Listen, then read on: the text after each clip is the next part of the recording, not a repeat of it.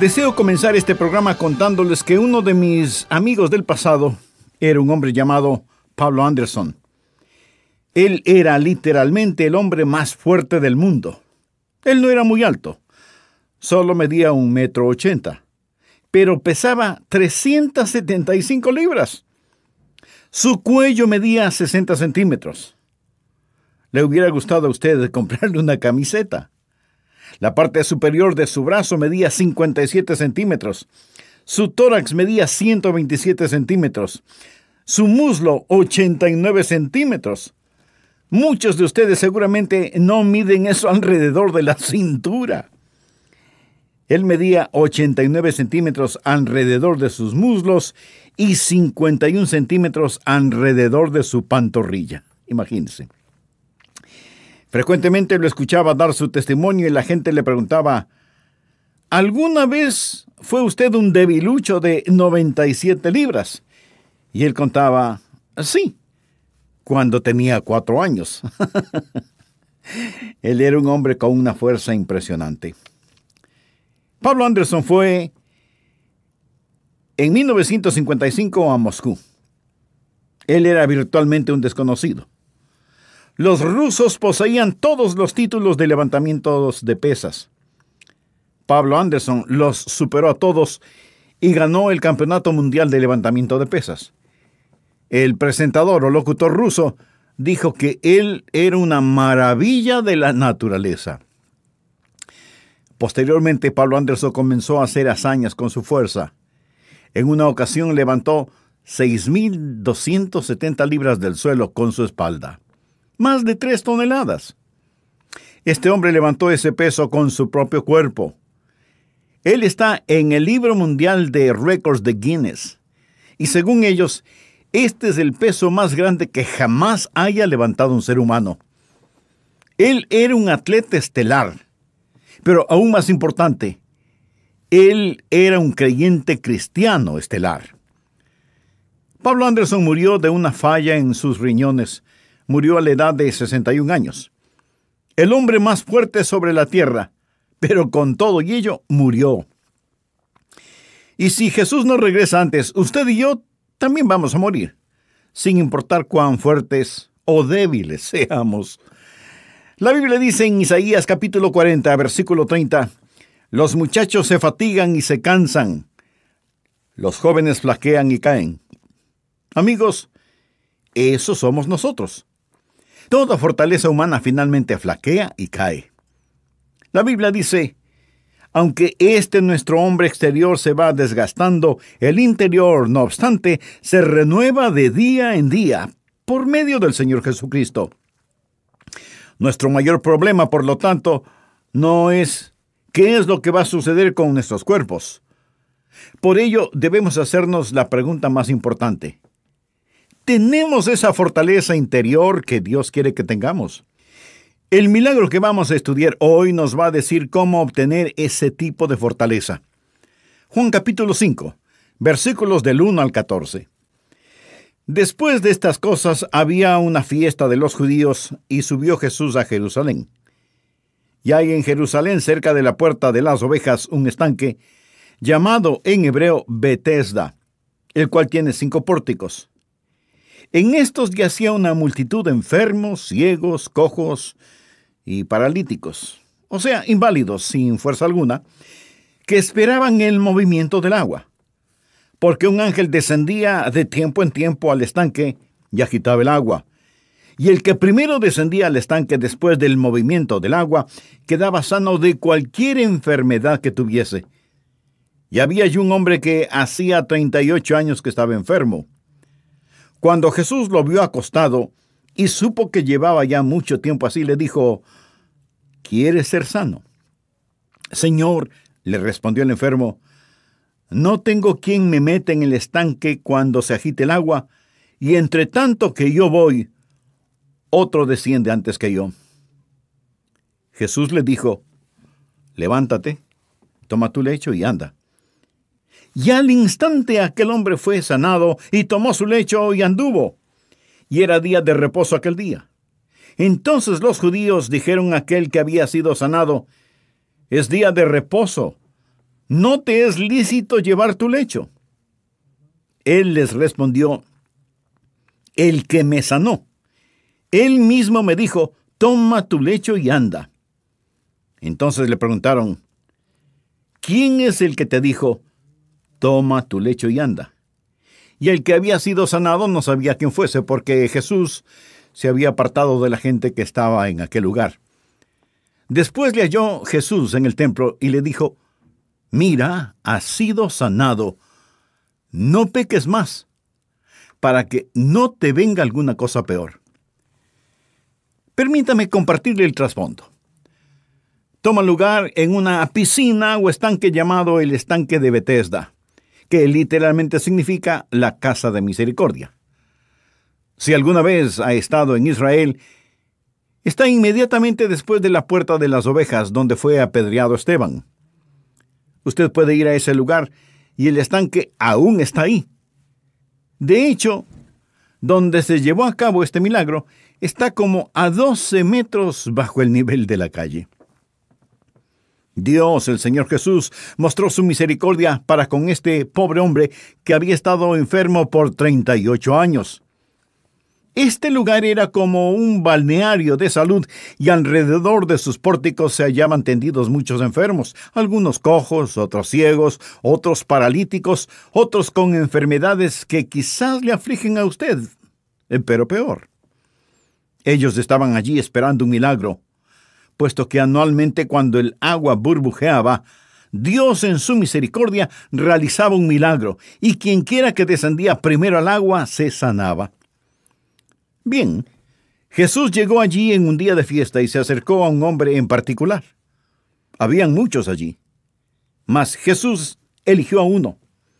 Este hombre había estado enfermo, paralizado, inválido por 38 años.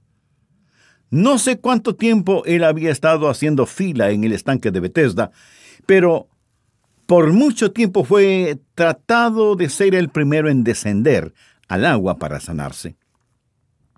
Jesús le hizo una profunda, pero muy sencilla pregunta: ¿quieres ser sano? ¿Quieres ser sano? Esta es una pregunta que Jesús no solo se la hizo a este hombre, sino también se la hace a usted. Él me está haciendo la misma pregunta hoy, porque ese hombre enfermo nos representa a usted y a mí. Jesús no está simplemente en el negocio de sanar, ya que Él solo sanó a uno. La Biblia dice que había una gran multitud allí. Si Jesús hubiera querido ser un gran sanador, Él hubiera ido de pueblo en pueblo, de persona en persona, de hospital en hospital, sanándolos a todos, ¿no le parece? Pero Él sanó solo a este hombre en este lugar, porque lo que Él hace aquí es un milagro con un mensaje. Él está enseñándonos una verdad espiritual más importante. De hecho, después de sanarlo, leemos que Jesús se alejó silenciosamente, casi clandestinamente. Si se hubiera quedado ahí, la muchedumbre con gran clamor le hubiera seguido para que lo sanara. ¿Quién no quiere estar muy bien de salud y, sobre todo, sin que le cueste ni un solo centavo? Mas Jesús no vino como el gran sanador, sino como el gran salvador. Juan 20, versículo 31 dice: pero estas cosas se han escrito para que creáis que Jesús es el Cristo, el Hijo de Dios, y para que creyendo tengáis vida en su nombre.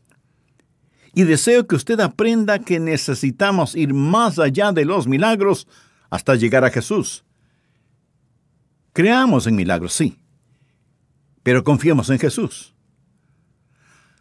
Campbell Morgan era un gran predicador y maestro de antaño.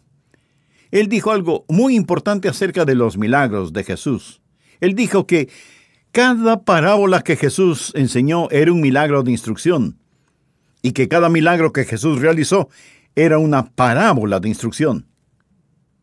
Él no está diciendo que los milagros no fueron reales, sino que hay un mensaje en el milagro. Y la palabra milagro en el Evangelio de Juan es la palabra señal. Significa que tiene importancia. Estos son milagros con mensaje.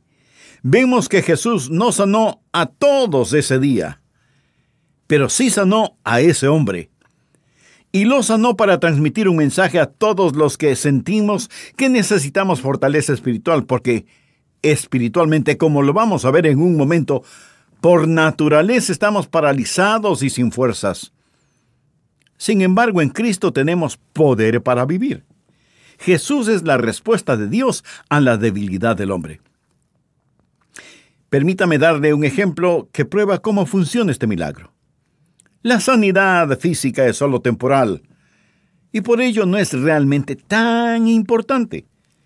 Usted piensa que es importante que sea sanado.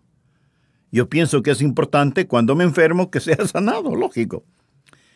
Mas Dios probablemente no piensa que sea tan importante porque Él tiene un plan más grande y diferente para nosotros. Se recuerda que en otro lugar de los evangelios 4 hombres trajeron a Jesús un paralítico en camilla. ¿Lo recuerda? Jesús le dijo a este hombre: Hijo, tus pecados te son perdonados. Y cuando Jesús dijo eso, la gente comenzó a murmurar, a quejarse y a criticarlo. De hecho, dijeron: ¿quién piensa este que es? ¿Quién puede perdonar pecados sino solo Dios? Tenían razón al respecto. ¿Quién se cree que es? Y Jesús les respondió: para que sepáis que el Hijo del Hombre tiene potestad en la tierra para perdonar pecados, dice entonces al paralítico: levántate, toma tu cama y vete a tu casa. Jesús lo sanó físicamente solo para dar credibilidad al milagro espiritual. Hizo algo que ellos podían ver, para que pudieran comprender y creer lo que no podían ver. ¿Entiende la importancia? Lo importante para Jesús ese día no era sanar el cuerpo de este hombre, sino perdonar sus pecados. La sanidad del cuerpo solo da testimonio del milagro espiritual, el cual es invisible y tiene mayor importancia.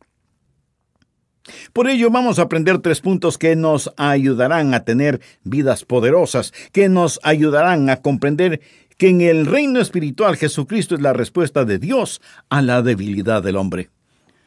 Lo primero que usted debe hacer, si desea encontrar la fortaleza que este hombre encontró hace tantos años, es admitir su debilidad. Admita que es débil. Por favor, lea el versículo 5. Y había allí un hombre que hacía 38 años que estaba enfermo. Este hombre realmente nos representa a usted y a mí, sin el Señor Jesucristo. Mas el problema que muchos tenemos es que no admitimos que estamos paralizados espiritualmente. No reconocemos nuestras propias debilidades. Anote al margen Romanos capítulo 5, versículo 6. Porque Cristo, cuando aún éramos débiles, a su tiempo murió por los impíos.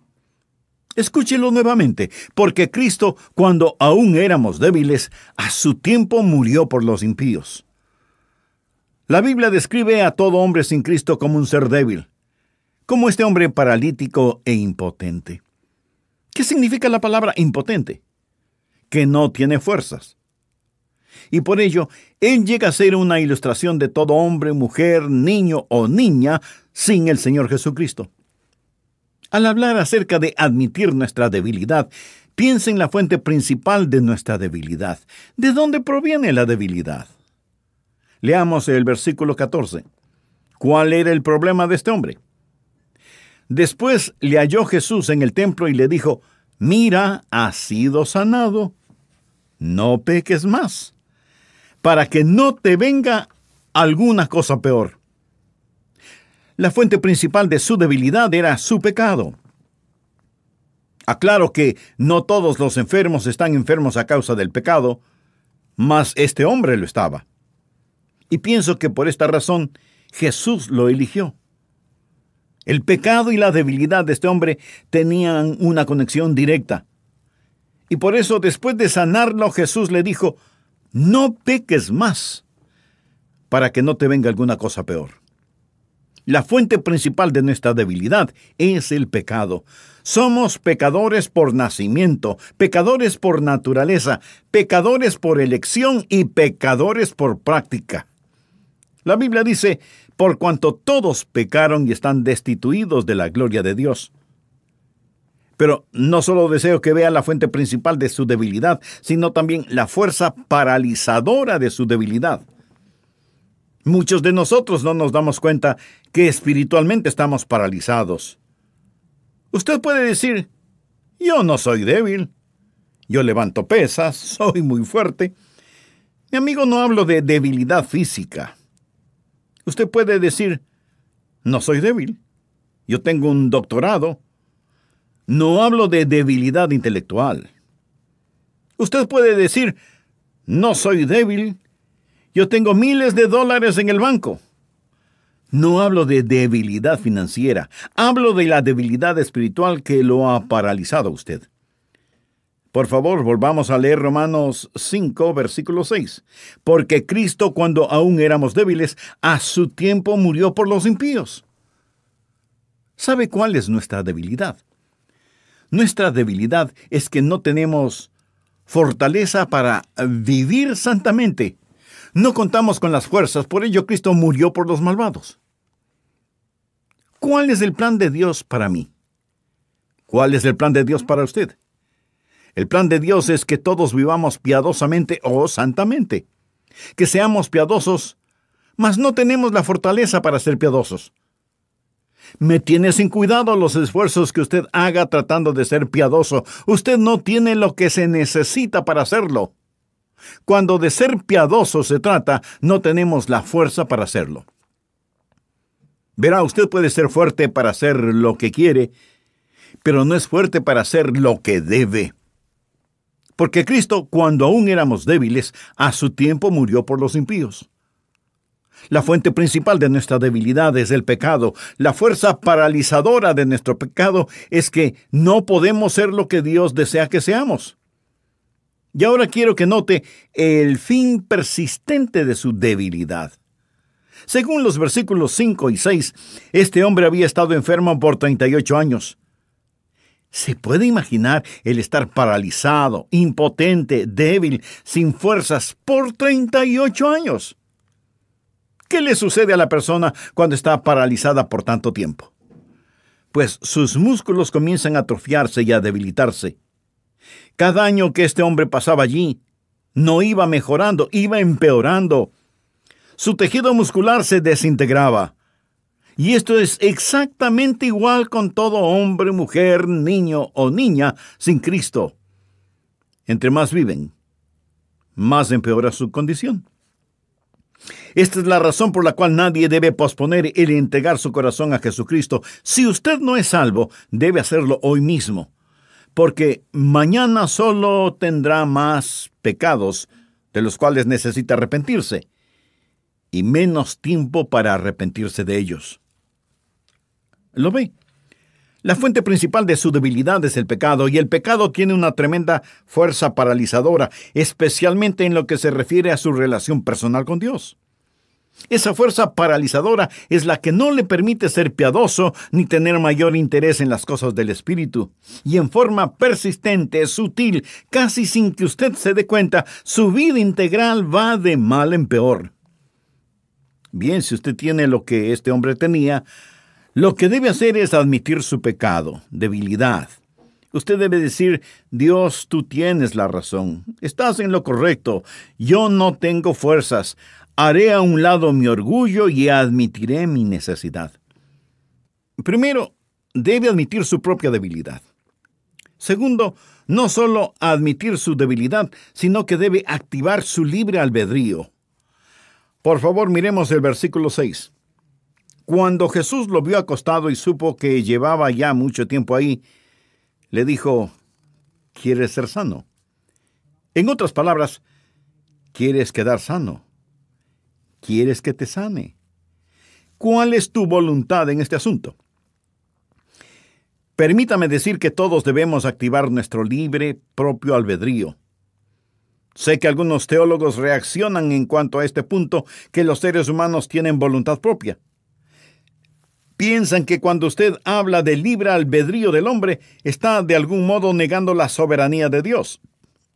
Mas ambas doctrinas, la soberanía de Dios y el libre albedrío del hombre, son enseñadas en las Sagradas Escrituras. Y Jesús le preguntó a este hombre, quiere ser sano. El hecho de que Dios respete la voluntad del ser humano no niega en lo absoluto su soberanía. Dios es lo suficientemente soberano para dar al hombre su albedrío sin perder su propia soberanía. Esto muestra cuán soberano es Él. Dios es un Dios soberano. Escuché una historia acerca de un niño de 10 años que oyó a un predicador decir: Dios creó a algunas personas para ser maldecidas e ir al infierno, y Dios creó a otras personas para ser salvas e ir al cielo. Y el niño de 10 años respondió: si Dios me creó para ir al infierno, yo quiero ir al infierno. Porque cualquiera que hace lo que Dios la creó para que haga, entonces debe ser feliz. Piénselo. El infierno tal y como lo conocemos cesaría de existir si Dios nos hubiera creado para ir al infierno, y el infierno para nosotros. Las llamas del infierno se convertirían en llamas de gloria porque estaríamos exactamente en el centro de la voluntad de Dios. Amigo, présteme atención, escuche. Si va al infierno, usted será un intruso allí. El infierno fue preparado para el diablo y sus ángeles. Continuemos. El Señor le preguntó: ¿quiere ser sano? Esta es una pregunta muy interesante. Pues, ¿por qué le diría usted a un hombre enfermo: ¿desea sanarte? La respuesta parece obvia, superflua.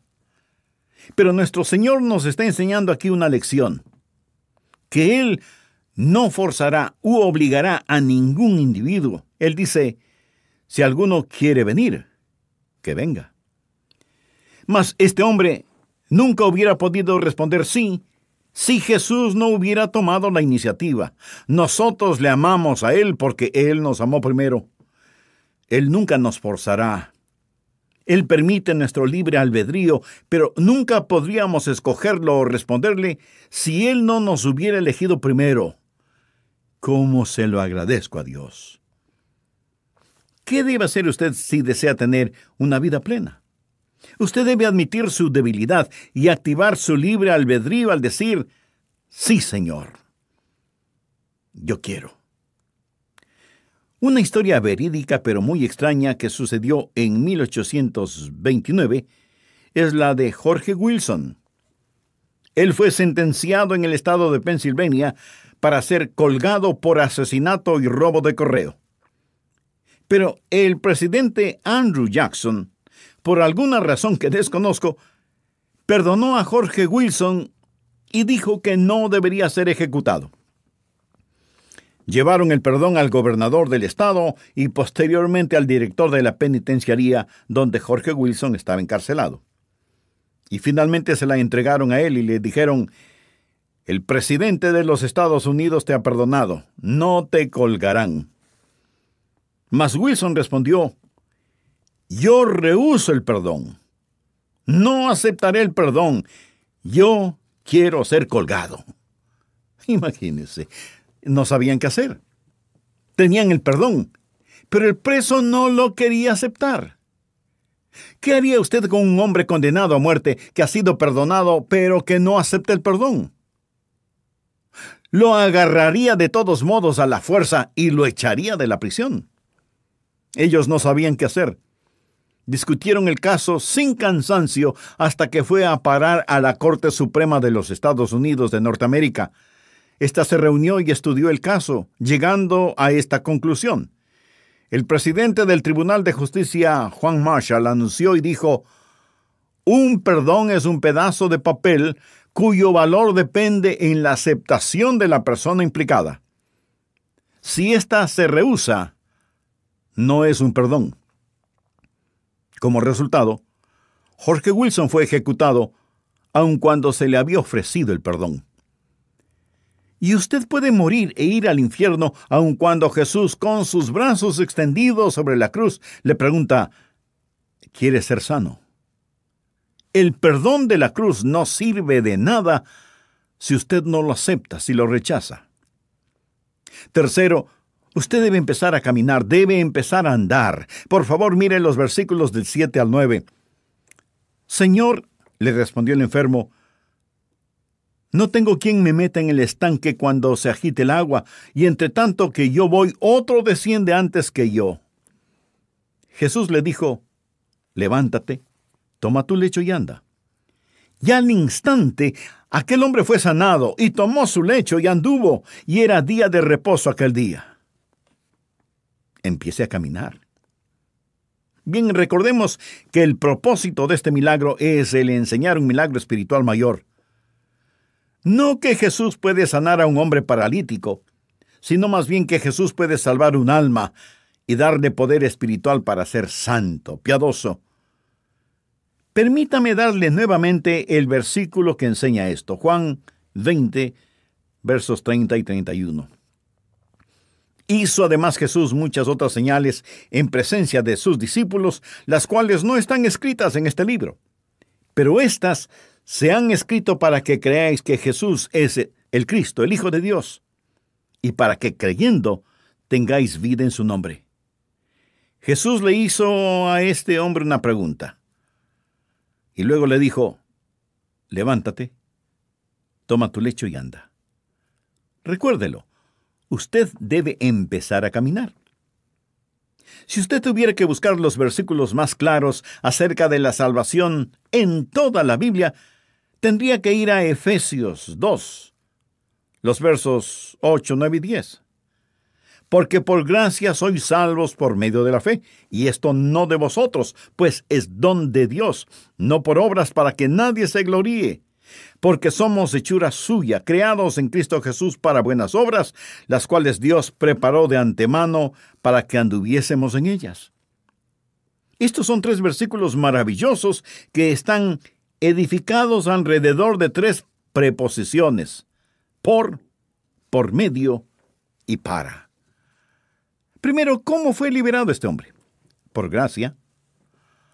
No había nada que él pudiera hacer. Él estaba paralizado.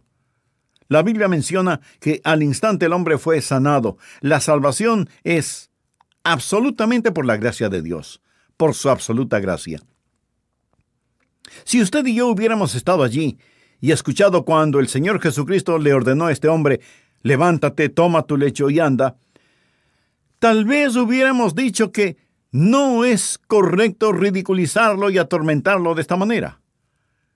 ¿Cómo puede Jesús decirle a un hombre paralizado que se levante? Si él pudiera levantarse, lo hubiera hecho desde hace mucho tiempo. ¿Por qué le dijo eso? Es algo imposible. Y porque es imposible es irrazonable. Y porque es imposible e irrazonable es injusto. Mas mientras estamos criticando, el hombre se pone de pie y se va. Déjeme decirle lo que es el cristianismo. El cristianismo es lo imposible, lo irrazonable, y Jesucristo. Es decir, Jesús hace lo imposible, Él hace lo irrazonable, pero es posible con Él. Con Él todas las cosas son posibles. Él le dice a un hombre inválido, levántate. Y esto es lo que Él le dice a todo pecador, yo te salvaré sobrenaturalmente, yo te transformaré por la gracia. Y por medio de la fe le mandó, toma tu lecho y anda. Bien, ¿por qué este hombre tomó su lecho?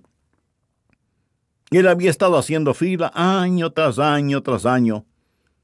Nuestro Señor le dijo, toma tu lecho y sácalo de aquí, no lo necesitas más. No era una cama como en la que usted duerme, era una especie de colchoneta, una cobija sobre la cual dormía. Tómala y sácala de aquí. Es por gracia, por medio de la fe, para buenas obras. Bien, ¿fue este hombre sanado porque caminó? ¿O caminó porque él fue sanado? Él caminó porque fue sanado. Usted no se salva por hacer buenas obras. Usted es salvado para hacer buenas obras. Es por gracia, por medio de la fe, para buenas obras. Usted no vive la vida cristiana con el fin de ser salvo, sino porque es salvo. No quiero insultar su inteligencia, mas Jesús no le mandó a este hombre, anda, toma tu lecho y levántate. Él no podía caminar hasta que no se levantara. Y usted no puede vivir la vida cristiana hasta no haber recibido la vida cristiana. La Biblia dice que tal y como ha recibido al Señor Jesús, debe andar con Él. Amigo, si usted comprende que es salvo por gracia por medio de la fe para buenas obras, usted recibirá la fortaleza para vivir sobrenaturalmente. Su cuerpo se enfermará y un día morirá más.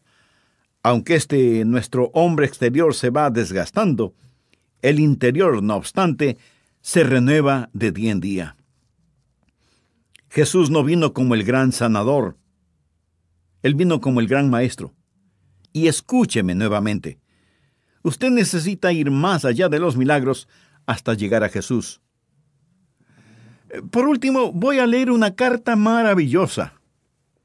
Le daré el nombre del autor en un momento. Esto es lo que él escribió, creo que a su hija, y se titula ¿Por qué yo sigo a Cristo? Dice: yo no he visto evidencias claras en las estadísticas de que menos creyentes mueren de cáncer que los no creyentes, o que ellos son inmunes en mayor grado a las enfermedades que afligen a la raza humana. Algunas de las personas más bondadosas, más desinteresadas que he conocido han tenido su porción de mala salud. El hecho de que pertenezcan a Jesucristo no los protege de las enfermedades. Por lo tanto, yo no seguiré a Cristo por promesas de salud. Yo no negaré ni disputaré la restauración de la salud. Me regocijaré de toda recuperación de lo que aparenta ser muerte sin esperanza, amenazadora. No dudaré en orar por la restauración de la salud de mis seres amados y conocidos. No colocaré límites a lo que Dios pueda hacer, mas no seguiré a Cristo por promesas de sanidad. No veo ninguna evidencia de que los creyentes escapen más los desastres y los accidentes que otros. He ayudado, estimados amigos, a vaciar las aguas lodosas de las gavetas de su tocador y de sus artefactos eléctricos nuevos después de una inundación desastrosa. Recuerdo que cuando era niño, llevamos ropa a una viuda con 5 niños, cuya casa se había quemado totalmente.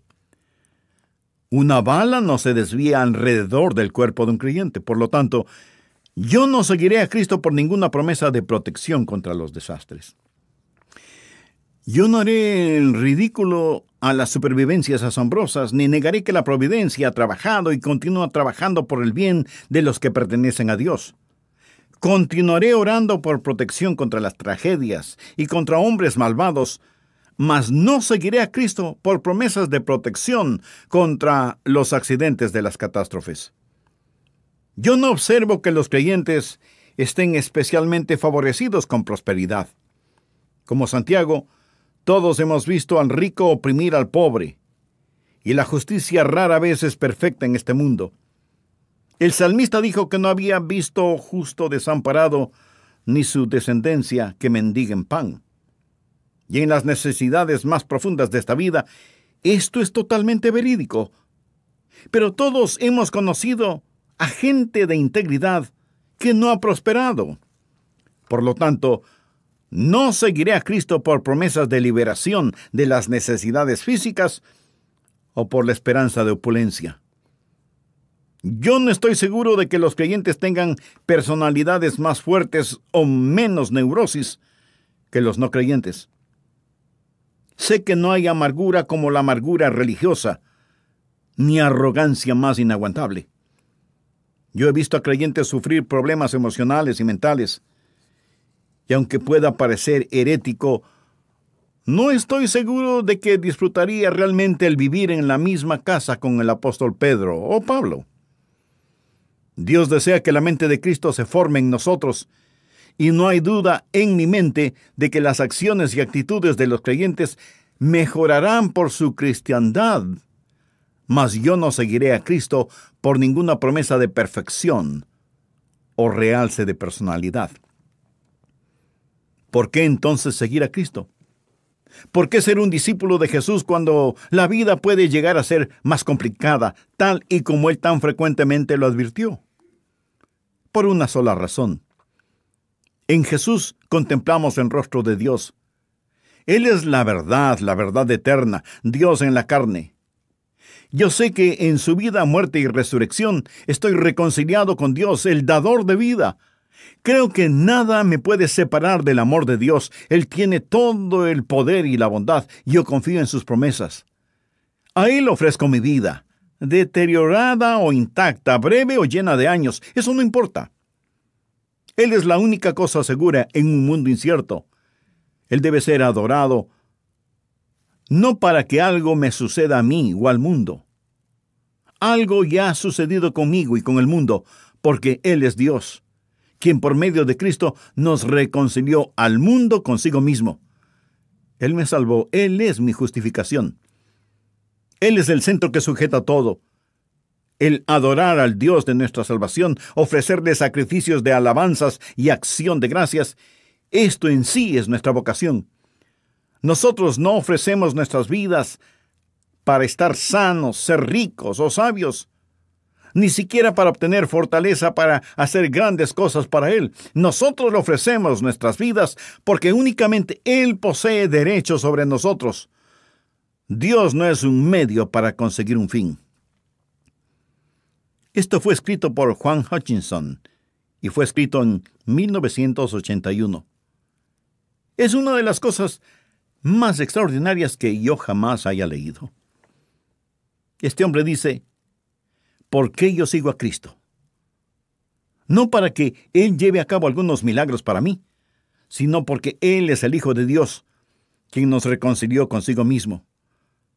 Amigo, si Cristo no mora en su corazón, usted está paralizado espiritualmente. Y en este instante tiene la oportunidad de admitir su debilidad. La Biblia dice: por cuanto todos pecaron y están destituidos de la gloria de Dios. La única forma de llegar a Dios es a través de su Hijo, Jesucristo. Active su libre albedrío, escoja a Cristo. Dios abrió un camino para que usted conozca el amor incondicional al enviar a su Hijo. El Señor Jesús dio su vida por usted para que pueda conocer el amor que nunca se marchitará ni le abandonará. Puesto que Dios muestra su amor para con nosotros en que siendo aún pecadores Cristo murió por nosotros, significa que Él murió en su lugar. La deuda de su pecado fue pagada con la sangre de Jesucristo, que nos limpia de todo pecado. Así que escoja a Cristo y empiece a caminar con Él en su nueva vida. Deje todo esfuerzo que esté haciendo por salvarse. Si pudiéramos salvarnos por nosotros mismos, Jesús no tendría que haber muerto. No es por obras de justicia que nosotros hubiéramos hecho, sino por su misericordia, por el lavamiento de la regeneración y por la renovación en el Espíritu Santo. La salvación es por la gracia de Dios. Deposite su fe en Jesucristo y solo en Él para ser salvo. Jesús mismo dijo: yo soy el camino y la verdad y la vida. Nadie viene al Padre sino por mí. Diga la siguiente oración a Dios en este momento: amado Dios, soy pecador. Estoy perdido y necesito la salvación.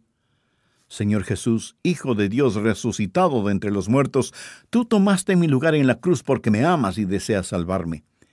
Sé que no puedo salvarme a mí mismo, así que me entrego a ti. Te recibo como mi Salvador y Señor personal por medio de la fe. Entra en mi corazón, perdóname. Hazme tu hijo. Lo pido en tu nombre.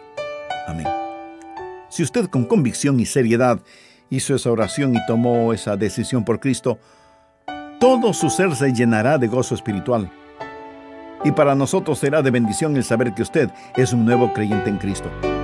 Por eso le invito a que nos escriba al respecto y nos dé así la oportunidad de orar por usted y su nueva vida en Jesucristo.